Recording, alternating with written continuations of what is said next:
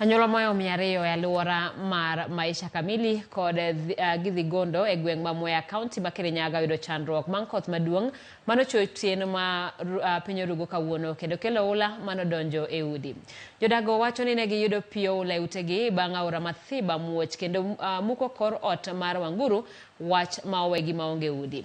Gikwayo ni sirikal odonje wachno mondo resgi. Moko kuomgi oketo kambi e skunde mantiere machiegni.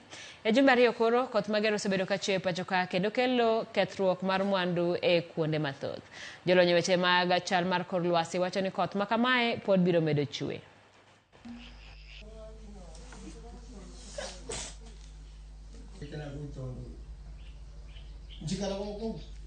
Jana tulipatikana na shida ya mvua kubwa sana, ilinyesha huko hadi maji kaingia kwa nyumba. Sasa vile maji kuingia kwa nyumba juu mvua ilikuwa kubwa, ilibeba mavitu zetu zote, kila kitu kwa nyumba yani ikaenda nazo. Sisi tukapata shida kubwa kwa sababu hatukuwa tumepika, hatukuwa tumekula, hatukuwa na place ya kulala, hatukuwa na place ya kulala.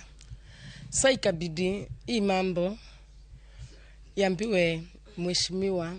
Wacha niseme hakuna familia ikuathirika, maana hiyo barabara ya rami yenye imepita hapo Maisha Kamili, yani ikifuradi kila maji na yani ikifuradi hakuna plot, unajua plot zote ziko na drainage na drainage zao zinatupa maji kwa drain main iko kwa barabara. Sasa hiyo drain ya barabara ikijaa maji yote inarudi kwa plot zote. Yeah. Kwa hivyo the best thing ni hao watu wakanjo wakikuja kama ni wakanjo wengine wakuje watu wasafishe hizo drainage. I am sure hiyo itakuwa mzuri. Juu akiachilia hii area imekuwa kila wakati, kila mvua ikinyesha lazima hii area iwe na drainage.